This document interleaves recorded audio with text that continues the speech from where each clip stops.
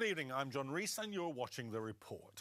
On the 14th of September last year, the inquiry into what happened at Grenfell Tower in West London officially got underway. At least 70 people died in that ferocious fire that ripped through the apartment block last summer. Since then, anger has continued to simmer in the community, not least because of the local authorities' slowness in providing support for victims and their families. But there's also anger because of the much wider social housing crisis in England's capital. As the inquiry ploughs on and months after the incident, only some survivors have been rehoused. Many are still shacked up in hotels and other temporary accommodation.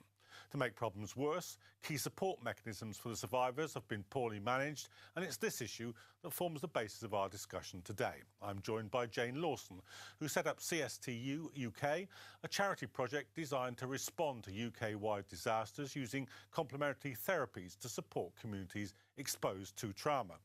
Jane, welcome to the programme. Just tell us a little bit, first of all, about your organisation's work and what it does. Well, basically, as you said, quite correctly, currently we've got about 80 complementary therapists, UK-wide. 15 to 20 of them are attending here at Grenfell. Basically, the way we operate is when there's been a major incident, we will come in once the emergency services have done what they need to do, obviously to safeguard the situation, and then we will provide the appropriate therapies for whatever that particular incident is. So down here in Grenfell, for example, between us, we've got between 25 and 30 therapies that we offer across the board. What we do then is, on an individual basis, on a case-by-case basis, we take their health details, what we call a client assessment, both prior and since the fire, for obvious reasons, and then we put what we call a primary therapist as a point of contact, but also, depending on the needs of the person, they might be involved with another 2 or 3 therapists as well as. So we devise a programme of recovery for each individual that's specific to their needs.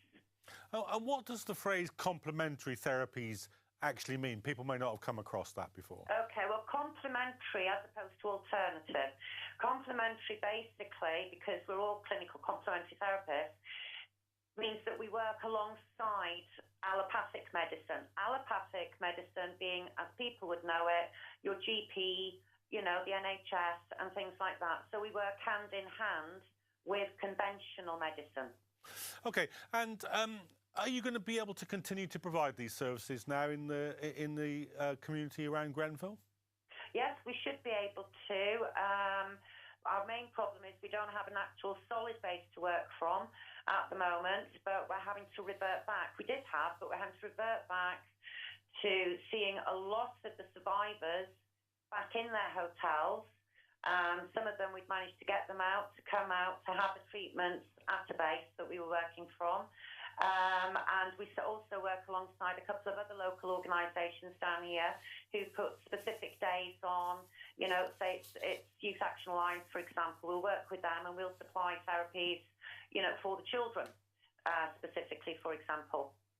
So we've heard that the local authorities, the Royal Borough of Kensington and Chelsea, are asking you to vacate the community centre, the Curve Community Centre, where you've been previously located. Is that the case? Will that have a big impact on you? Yes, it has. We were invited by the council, basically, and the NHS to start working from the Curve, as it's known, on Bard Road, back in September. They built 10 therapy rooms upstairs, which would have been ready mid-December, which they were, and we were told that we could start working from there. Up until that point, we would be working behind the NHS desk. December came and went, basically, and nothing happened.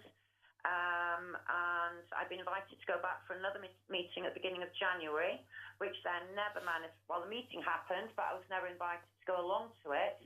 And the day after that meeting, I received an email saying that we would have to leave by this Friday. But our team, we supplied them with all our certificates, our insurance policies, our DBS checks.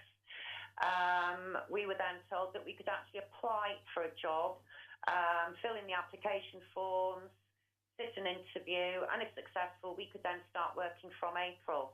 We have a couple of issues with that. Jane, just let me stop you there a minute, because we've got the council statement here. Just let me read it out, and then we can discuss exactly what it is that they've said. They said therapy services continue uninterrupted at the Curve, with a clear plan for an organisation to take over our adult complementary therapy services shortly. On the advice of the NHS, we're bringing our adult service into line with our early years service to provide a more joined-up, quality-assured system where local therapists are paid to provide treatments for local residents. The volunteers were only ever temporarily based at the Curve, but we very much welcome their applications should they wish to be a part of the new service, which is closely integrated with the NHS and other partners. Now, I don't know about you, but that really sounds to me as if they're saying either you kind of join up with our service or you can't work. Is that the gist of it? No. I know that statement that you got there because somebody showed it to me. It was on Twitter earlier on this afternoon, and that is in response to the I think it was the Guardian that wrote a piece on us this morning. That is not the case at all. That's not how it's worked out, basically. Okay, well, just explain that to us then, because that is what we were sent by the council.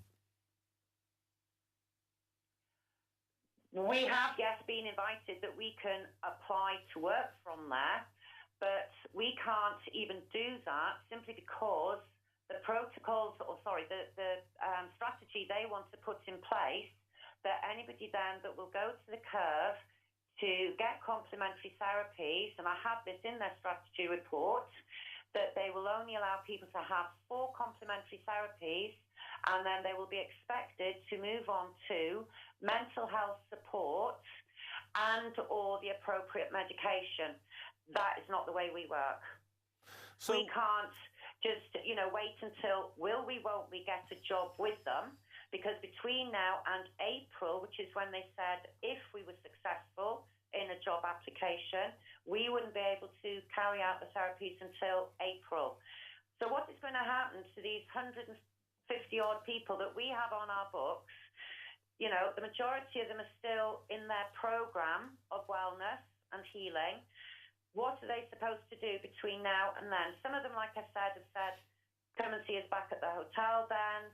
We're trying to, on a one-on-one basis, trying to sort all the clients out. But we can't just stop doing what we're doing in the hope that if we apply individually, that we would be allowed to carry on working there. Because what's going to happen to these people? They're withdrawing, basically, the trust that we've built up with survivors, evacuees, and, the public at large down here at Grenfell. They are withdrawing their availability to be able to get it from the Curve, as we have been treating people there. So basically, we can't do that, so those clients are coming with us. So as far as you're concerned, then really what the council are doing is interrupting a service which is working perfectly effectively at the moment. Which we've been doing for the last 7 months down here. And which there will be a considerable gap, some 3 or 4 months, before anything replaces it. Is that the gist of it? Don't forget, they originally invited us in September because they wanted us to go to the Curve because our reputation and success rates had preceded us, and they wanted us to work from there on the promise that we would be allowed to use the therapy rooms and that there would be some funding coming. So obviously some of our therapists come here maybe once a fortnight, because they're taking time out of their own clinics or their own teaching schools. So, we're all going brilliant, because as it gets busier, we can actually, if we're going to get funding, we can say, well, actually, I'll come every week instead of once every other week.